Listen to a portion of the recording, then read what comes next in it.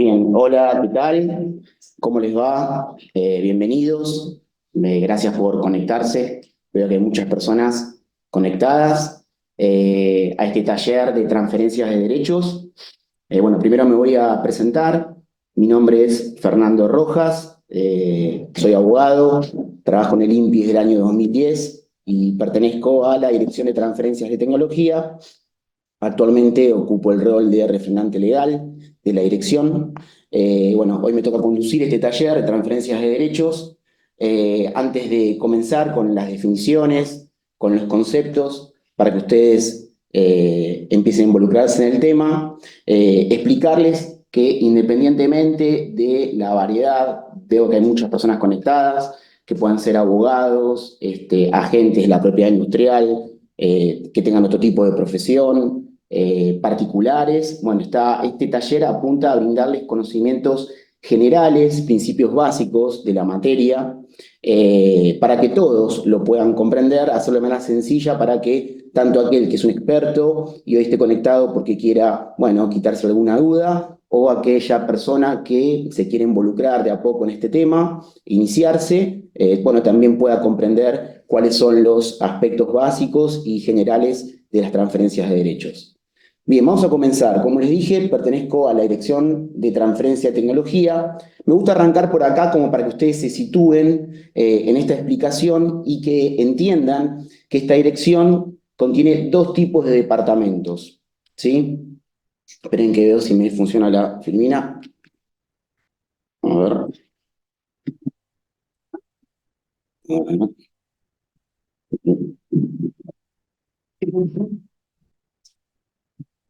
Ahí está. Perdón. Bien, ahora sí.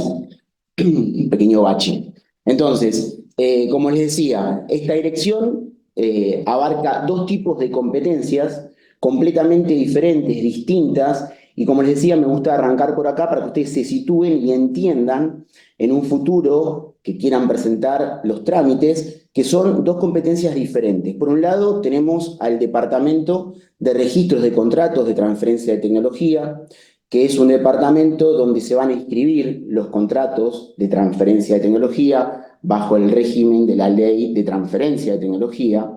Y por otro lado tenemos el departamento que hoy es el protagonista de esta charla, que es el departamento de transferencias de derechos. ¿Sí? Son dos trámites completamente diferentes. Más adelante, cuando empiece a hablarles y a comentarles cuál es la definición de una transferencia, como para que entiendan que por un lado tenemos la inscripción de contratos de tecnología y por otro lado tenemos este departamento que es el de transferencias de derechos. Este departamento va a estar encargado de sustanciar los trámites de solicitud de inscripción, de transferencias y cambios de rubro. ¿De qué? De todos los derechos activos de la propiedad industrial, de todos los trámites que ingresan en el organismo, tales como las marcas, las patentes, modelos y diseños industriales. Esto es para que ustedes se sitúen, para que entiendan que cuando empiece a hablar acerca de qué es una transferencia, quiénes pueden transferir, en qué momento se puede transferir, bueno, esto aplica a todos los derechos, ¿sí? Hablamos de las marcas, de las patentes, de los modelos y diseños industriales. Bien, entonces les decía que este departamento tiene la facultad, que está dada la competencia a través de la resolución 250 del año 2018 en su artículo 14, que va a decir que las transferencias de dominio y cambio de rubro de todos los trámites y o derechos sustantivos van a ser sustanciadas por la Dirección de Transferencia de Tecnología, donde también se tomará razón de las mismas. Y acá aparece la primera palabra para que ustedes empiecen a entender de qué se trata, la famosa toma de razón. Bien, ¿qué es la toma de razón? La toma de razón va a ser el acto por el cual se va a modificar la titularidad del derecho. ¿Sí? Es, digamos, un anexo en la práctica, es un anexo que va a tener el nuevo titular del derecho, obviamente con la firma del director de la dirección. Más adelante, cuando hable un poquito del trámite, bueno, van a entender que este anexo de actualización de la titularidad, lo van a poder descargar del portal de trámites cuando haya finalizado el trámite, siempre y cuando se haya aprobado la transferencia, ¿sí? Ese es el resultado, digamos, positivo de haber terminado el trámite de buena manera, con la aceptación, con la aprobación. Entonces, la consecuencia es la toma de razón, que es este anexo de titularidad. Eh, Bien, esperen que me quede con la filmina. Ahí está. ¿Cuál es la normativa vigente que aplica en este departamento? Bueno, yo les puse dos, ¿sí? La más importante de todas, que es la resolución 39 del 2011, INPI, ¿sí? Y la resolución 250 del 2018.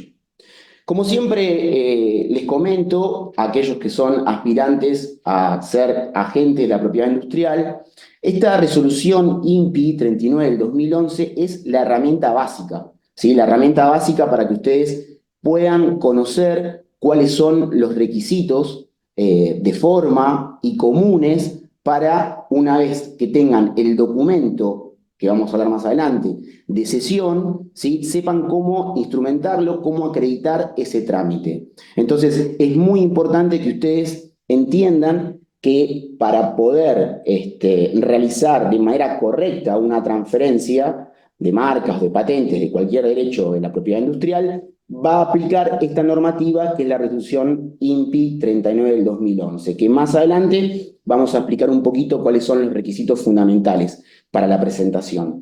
Y también les puse la resolución 250. En realidad, con la resolución 250 apunto a dos conceptos importantes.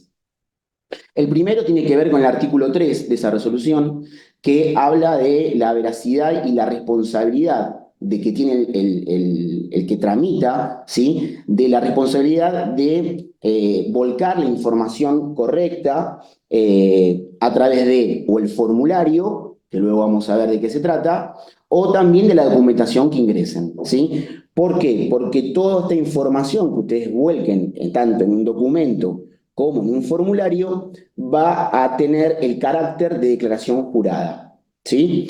Y por último, también esta resolución es muy importante porque a través de la nueva metodología para ingresar los trámites, que es la manera digital, ¿sí? A través del portal web, esta resolución va a homologar la firma electrónica, ¿sí? De quien ingresa el trámite, que viene a reemplazar a la firma hológrafa cuando se realizaban las presentaciones de manera presencial y en forma de papel. Bueno, vamos con lo que ustedes están esperando seguramente, que es ir a las definiciones de lo que es un cambio de rubro y una transferencia, que son los trámites que se ingresan en este departamento. Bien, empezamos por el cambio de rubro. ¿Qué es un cambio de rubro? Ustedes tienen que entender que el cambio de rubro va a ser la modificación del nombre, de la denominación o del tipo societario de quien es ya titular de la solicitud, ¿sí? Que está pendiente, o de el derecho si está concedido, o sea, del registro. Tanto sea para una persona jurídica y también actualmente, ¿sí? Es más habitual que se hace también en el caso de las personas humanas. Cuando explico lo que es un cambio de rubro, trato de que se entienda la diferencia al de una rectificación. Acá no estamos hablando de una rectificación de la titularidad, no estamos hablando de que quien ingresó la solicitud o quien obtuvo el registro, hay un error en el nombre, de tipeo, cualquiera sea el error, y necesiten modificarlo. Consultan, llaman, preguntan y les explicamos que ahí no hay un cambio de rubro. Ahí lo que tienen que tramitar es otro tipo de trámite, que es el de la rectificación. Para que exista un cambio de rubro, recuerden, debe haber un cambio en el nombre, si es una persona, o en la denominación o del tipo societario, si es una persona jurídica. ¿Cuál es la documentación que les vamos a exigir a través de la resolución?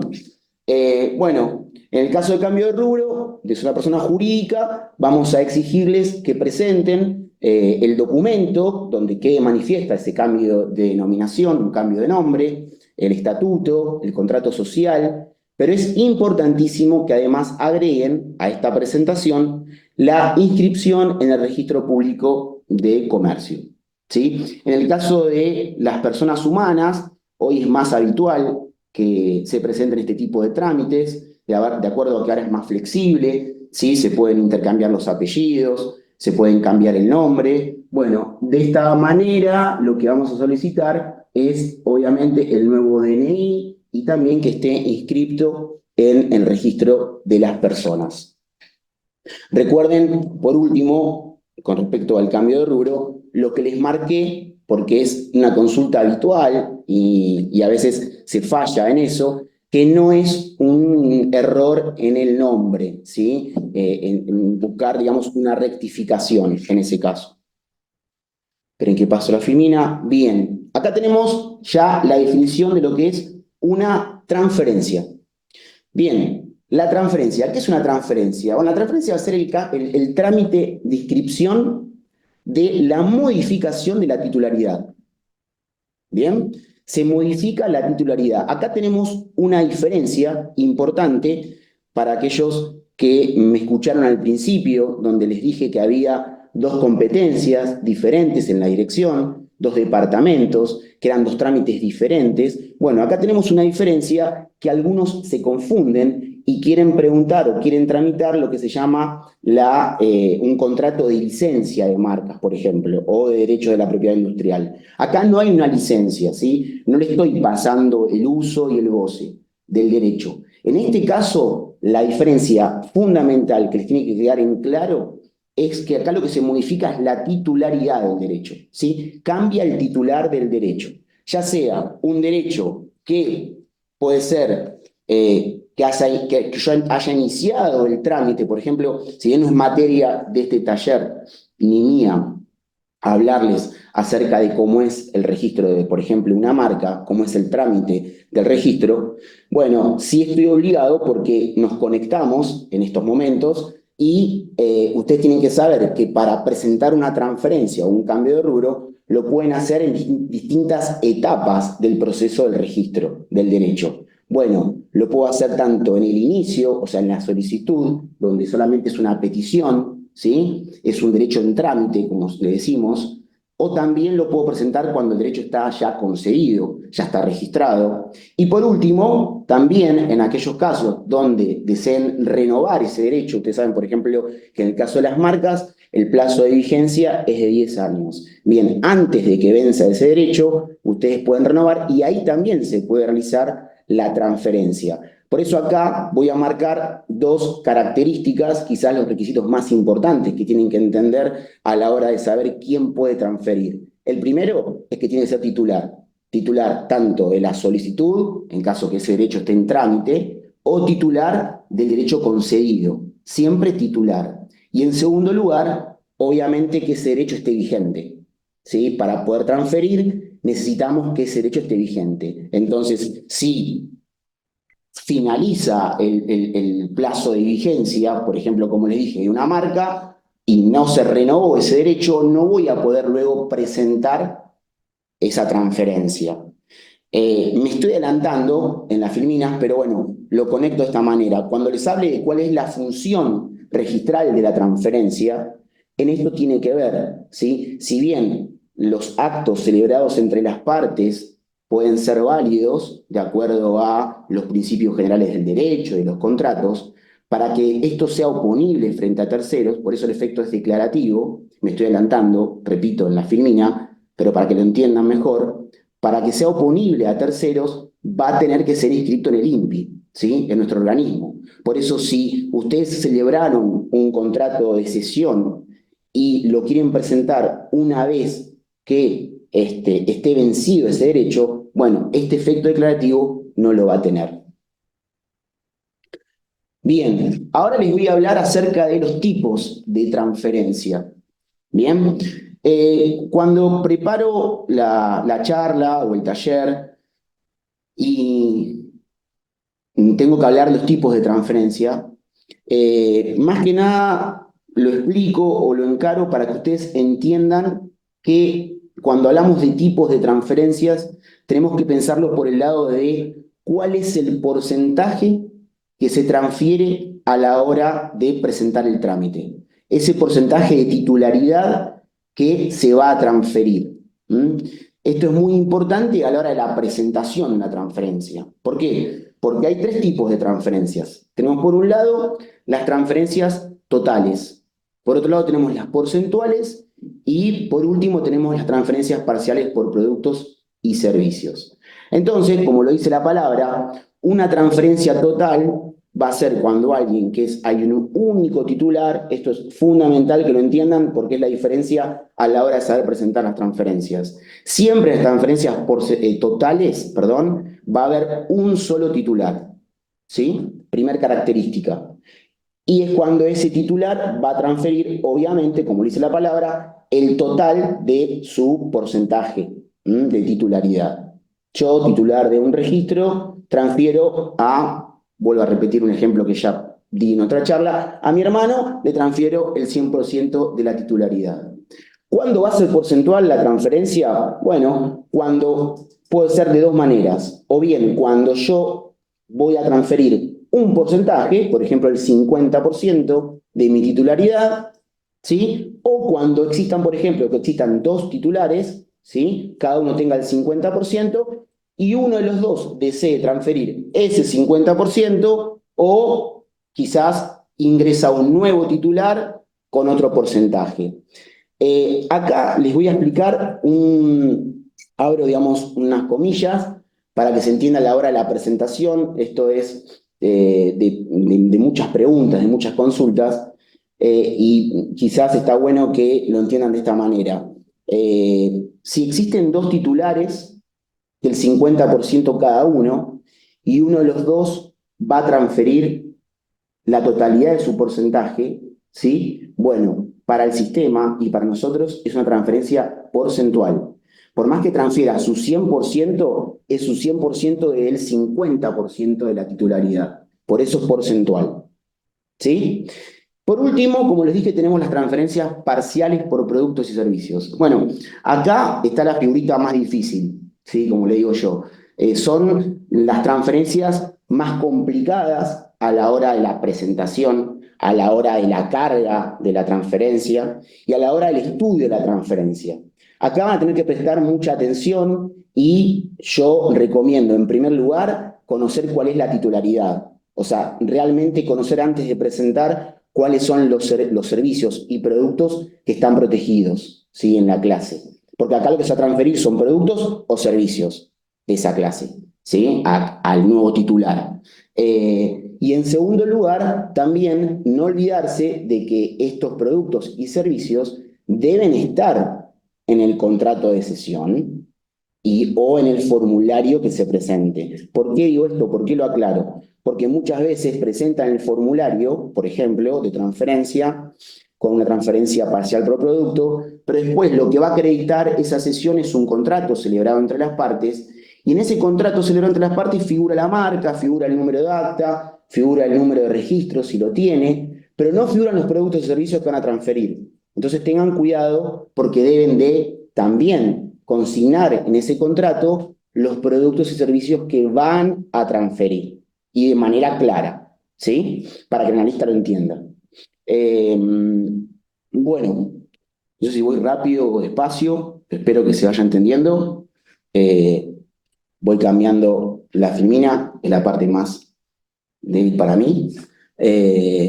Bien, vamos ahora a algo que ya les comenté un poquito, que tiene que ver con quiénes pueden realizar una transferencia de cualquier derecho, ¿no? Como les dije, cualquier activo de la propiedad industrial, sea una marca, una patente o un modelo de diseño industrial. ¿Quiénes pueden realizarlo? Bueno, personas humanas o jurídicas, y como les dije, el gran requisito, que sean titular de esa solicitud o titular del derecho concedido. Además, los enumeré ahí, tenemos otros casos, ¿sí? Otros actos que también pueden ser como resultado una transferencia, tener como resultado una transferencia. ¿Cuáles son esos casos? Bueno, los más comunes, les marqué ahí, son los casos a través de un divorcio, a través de una sucesión, concursos y quiebras. Cuando empiece ahora a numerar después los documentos que ustedes tienen que presentar para acreditar este tipo de acto, bueno, voy a aclarar cuál es la documentación, pero bueno, para que entiendan, ¿sí? En el caso de que un titular de la marca haya adquirido este derecho estando casado, si se va a divorciar, no olvidarse de que la marca o la patente, el derecho que estén, que tengan a cargo, o sea, que sean dueños de ese derecho, esté en el divorcio. Que esto muchas veces, por ahí acá hay agentes que están escuchando y lo entienden y lo saben, o abogados, hay abogados que se olvidan, ¿sí? De, en el caso de un divorcio, bueno, en meter la marca en la disolución de la sociedad conyugal. En los casos de sucesión son aquellos donde, bueno, aquel titular de la marca fallece y van a adquirir los herederos. Bueno, acá lo repasamos nuevamente, pero esto es lo que les manifesté hace un ratito, ¿sí? ¿Cuál es el efecto de la función registral que tiene la transferencia? Les dije que es un efecto declarativo, ¿sí? ¿Por qué? Porque, bueno, si bien las partes pueden celebrar un contrato de cesión válido entre ellas, ¿sí?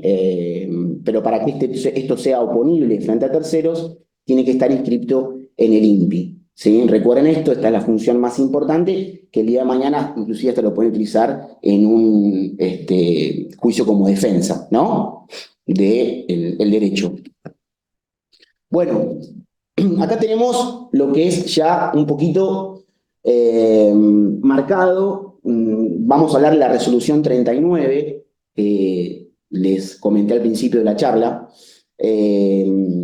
Si te recuerdan que esta resolución era lo que nos marcaba cuáles iban a ser los requisitos de forma y comunes para saber que esta documentación que tengo para acreditar la transferencia sea válida. Entonces le marqué las partes más importantes, ¿sí? Voy a arrancar, bueno, la 39 lo que dice es que se puede presentar de varias maneras, ¿no? Puede ser a través de un instrumento público o a través de un instrumento privado. Un instrumento público, lo más común, es una escritura pública, ¿sí? Un instrumento privado, tenemos dos actos, dos tipos de presentaciones que son las más comunes en nuestra vida cotidiana del departamento, que son, por un lado, un contrato celebrado entre partes, ¿sí? Es un contrato, no es hoy materia explicar, por más que haya abogados conectados, explicar cuáles son los requisitos para que un contrato sea válido, pero bueno, sí decirles, enumerarles algunos que son necesarios para presentar la transferencia, obviamente que estén las partes, ¿sí? Tiene que estar el cedente, tiene que estar el adquirente. En caso que el cedente esté casado y haya adquirido la marca estando casado, bueno, va a necesitar el consentimiento del cónyuge. Bueno, va a tener que estar obviamente el objeto de la cesión, que es el derecho, ¿no? Sea una marca, una patente. Acá prestar atención y poner todos los datos necesarios. ¿Cuáles van a ser? Obviamente la denominación de la marca, el número de acta, si está en trámite, el número de registro, si ya está concedida, ¿sí? El número de acta vigente en caso que la marca se haya sido renovada, por ejemplo, ¿sí? Bueno, estos datos son fundamentales. ¿Qué más debe tener ese contrato? Bueno, obviamente tiene que tener la bilateralidad, ¿no? Para que sea válido. Va a tener que tener el consentimiento del cedente y el consentimiento del adquirente. ¿Cómo se manifiesta? A través de la firma, ¿sí? Va a tener la firma del transmitente y la firma del adquirente. Ahora bien, acá está el primer requisito de la resolución 39. La firma del transmitente, o sea, del cedente, va a tener que estar certificada ante escribano público, ¿sí? O autoridad judicial, también dice la resolución 39, ¿sí? Además de esta certificación del cedente, en caso de que también firme el cónyuge para prestar consentimiento, también deberá ser acreditado de manera fehaciente, también deberá ser certificada por el escribano público. ¿Mm? Un dato, les digo, en caso de que esta certificación sea realizada fuera de la Ciudad Autónoma de Buenos Aires, deberán legalizar la firma del escribano. Bien, ¿qué pasa cuando el que firma no lo hace por un derecho propio? ¿Sí? Lo hace en representación de, en caso de que sea el titular, una persona jurídica, o en caso de que el titular sea una persona humana, pero que tenga, por ejemplo, un apoderado. ¿Sí? El ejemplo más claro. Bueno, en esos casos, la resolución lo que les exige es que cuando firmen por un derecho que no sea el propio, va a tener el escribano, el notario, acá otra vez comillas, decir, manifestar en el acta de certificación que quien firma tiene facultades suficientes para la realización de dicho acto. ¿Sí? De acuerdo, obviamente, a la presentación, perdón, a la documentación que ustedes presenten, ¿no es cierto? O sea, ¿quién hace el estudio de las facultades? El escribano, no nosotros, no los analistas de transferencia. ¿Por qué aclaro esto? Porque a veces hay documentos, hay contratos donde el contrato, ¿sí? Manifiesta que Fernando Rojas, presidente de la sociedad tal, dice que tiene facultades suficientes. Bueno, eso es objeto de vista. ¿Sí? Quien tiene que decir quién tiene facultades para la realización de dicho acto es el notario, es el escribano. ¿Cuál es la otra forma más común de la presentación de la transferencia a través de un instrumento privado? Bueno, el famoso formulario de acreditación de cesión, como les puse ahí en la filmina. Bueno, es un formulario, es el viejo formulario para quienes estén en la sala conectados y tengan más años y hayan presentado transferencias en forma presencial o papel. Es el viejo formulario de transferencias. ¿Sí? Es el formulario donde va a contener los datos del cedente, los datos del adquirente, si está casado, o sea, el estado civil de quien transfiere, el acto jurídico que motiva la transferencia, si es gratuita, si es onerosa, si está representado, bueno, etcétera. Tiene un montón de datos que tienen que consignar. Acá cuidado con el artículo 3 de la RESO 250 del 2018 que les dije al principio de la charla. Bueno, este formulario también lo van a tener que certificar, que la firma el cedente, ¿no? Como les dije en la parte que les expliqué si era un contrato. Este formulario lo completan y además de firmar, van a tener que hacer certificar la firma del cedente, como les dije antes, en caso de que esté casado, también la firma del cónyuge. Bien. Otra nota de color, comillas, también abro. Son tips que les digo en caso de que presenten.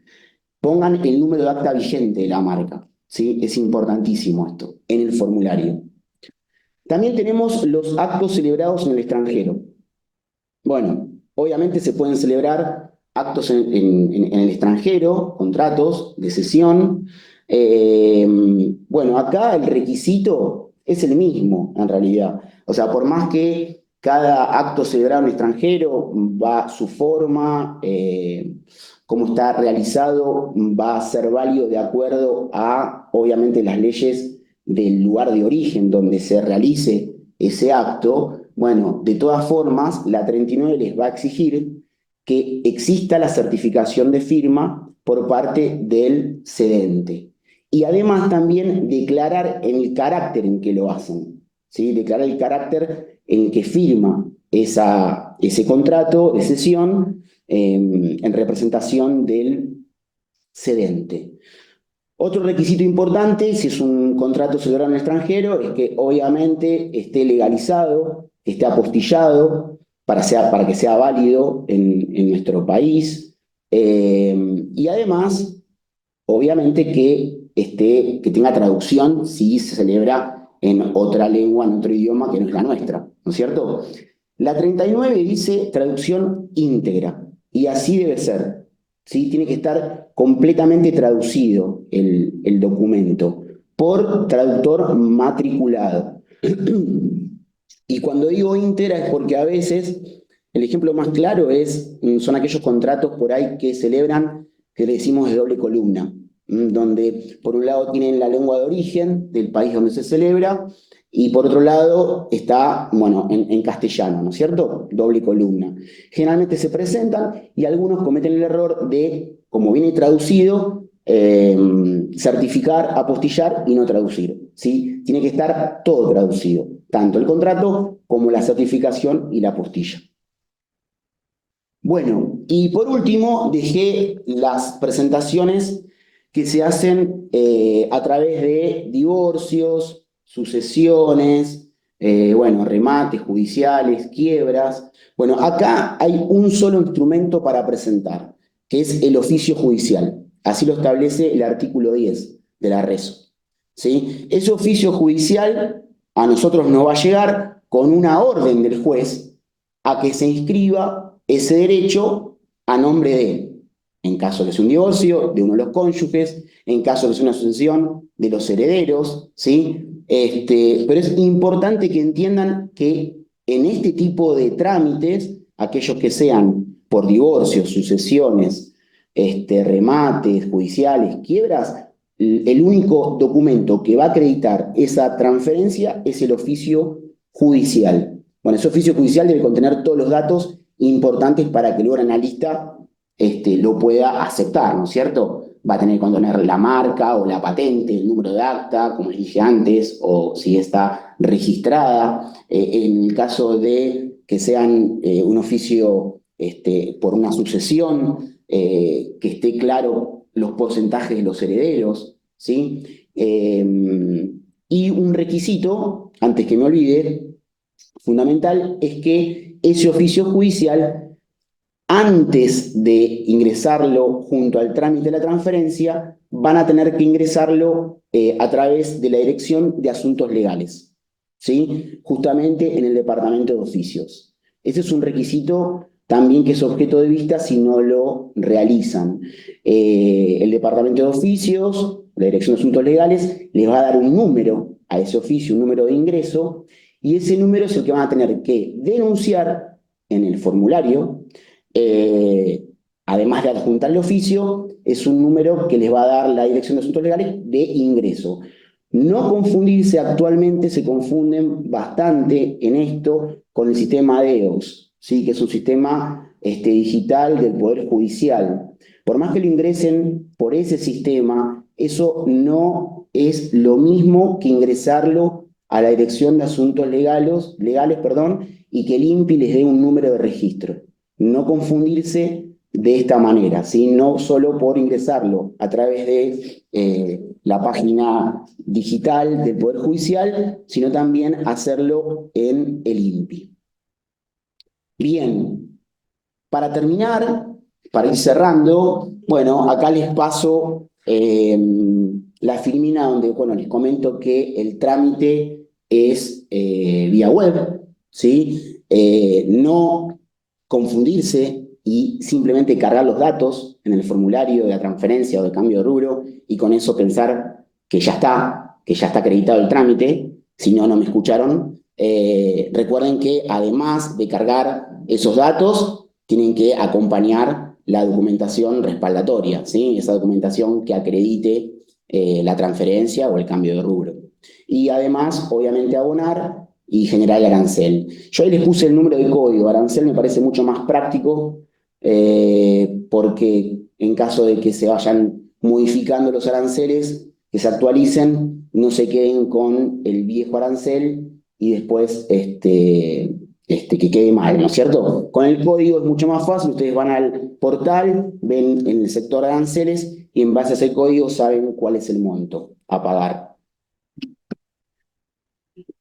Por último, Si quieren preguntar. sí, antes de terminar, cierro con esto, les puse acá medidas cautelares. Bueno, a modo de que les quede, que es importante, siempre antes de presentar el trámite de la transferencia, hagan un estudio de cómo está el titular y cómo está la marca, ¿sí? Para que esté libre, como le decimos nosotros. Entonces, que no existe ninguna medida, ningún embargo, ninguna inhibición, alguna prenda, alguna prohibición de no innovar, ¿sí? La anotación del ITIS en realidad se informa al solicitante, al interesado, pero no impide la toma de razón en este caso. Las demás sí, las demás se va a trabar el trámite, el analista de transferencias hace un estudio previo de las medidas cautelares y si ya encontrar que hay alguna de estas, entonces va obviamente a correr una vista y se va a trabar el trámite. Entonces yo recomiendo siempre a aquellos que son expertos y que ya conocen el trámite, me imagino que lo hacen, pero quienes no, bueno, que previo a ingresar el trámite se fijen si no existe ninguna de estas medidas para que después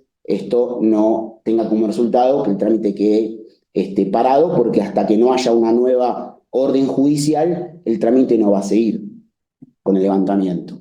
Y por último, lo que a nadie le gusta, que son las observaciones, las vistas administrativas, ¿sí? Son los mensajes, los analistas que le dicen, bueno, esto está mal, tenés que acompañar a tal cosa, ¿sí? Son observaciones para que ustedes luego puedan subsanarlas, corregirlas, y tienen que ver con todo lo que hablé en el comienzo de la charla, ¿sí? Si en la lista de transferencias ve que falta alguno de los requisitos que yo enumeré, bueno, se les va a correr una vista. Estas vistas siempre son aranceladas, es importante aclarar esto, siempre son aranceladas. Si me están escuchando agentes de la propiedad industrial o abogados que se dediquen al ingreso de este tipo de trámites, sepan que estas vistas se publican en el boletín de marcas. Ahora, actualmente estamos publicando cada 15 días y por más que ustedes vean la vista en el portal antes de que sea publicada, eso no indica que, y contesten antes, a veces pasa esto, que contestan antes de que se publique, esto no requiere que ustedes no abonen la vista, tienen que abonar igual la vista. Las vistas siempre son aranceladas. Recuerden que tienen como plazos, una vez publicada en el boletín, hay 30 días corridos, de acuerdo a la resolución que les puse ahí, 61 del 2020, son 60 días corridos, y luego empieza el primer periodo, el primer plazo, que son 10 días hábiles, luego de esos 30 días corridos, y después tienen tres prórrogas automáticas y consecutivas iguales, ¿sí? 10, 10, 10. Y de acuerdo en qué momento van a contestar de esas prórrogas, van a tener que abonar la extensión de arancel, ¿sí? Por último, y ya no les paso más información, tenemos la figura de la reserva de expediente, que se los puse ahí.